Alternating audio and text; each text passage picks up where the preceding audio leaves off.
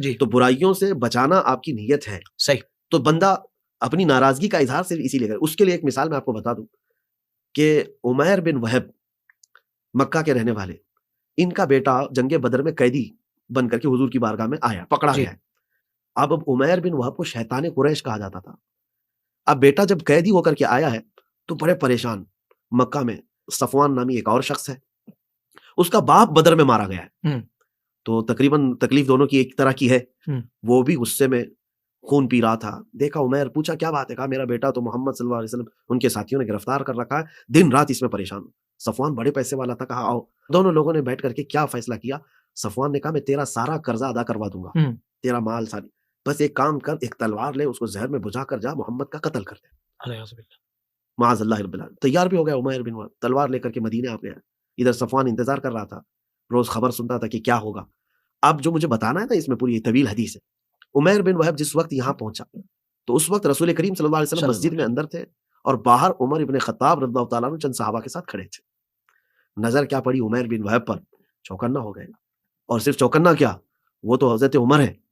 کیا کہا؟ الفاظ سنیے، پکڑو اس کو.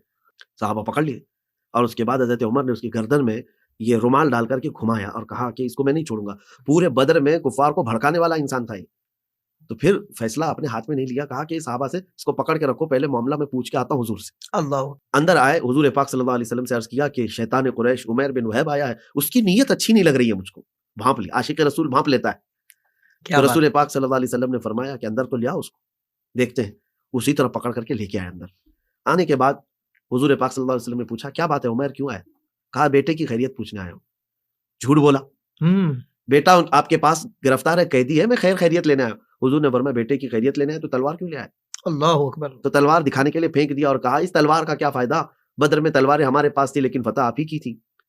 تو حضور پاک صلی اللہ علیہ وسلم نے جلال میں کہا عمیر بہانے مت بناؤ، وہ بات کہو جو صفوان کے ساتھ تم نے کیا ہے. اللہ اکبر. یہ مخبر ہے صادق صلی اللہ علیہ وسلم. آج بھی نہ ہنجار حضور پاک کے پیٹ پیچھے علم کی بات کرتے ہیں.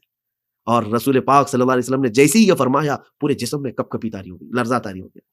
کہا کہ اب کیا کہنا کیا ہے کہ میں وہاں کیا بات کیا، اب تو صرف اتنا کہتا ہوں اشہد ان محمد رسول اللہ، میں گواہی دیتا ہوں کہ محمد صلی اللہ علیہ وسلم اللہ کے رسول. اب دیکھیں منظر بدل گیا، منظر بدل گیا. بات اتنی تھی کہ حضور پاک صلی اللہ علیہ وسلم نے معاف بھی فرمایا. اب وہی عمر ابن خطاب، مجھے جو بات کرنی تھی یہی ہے،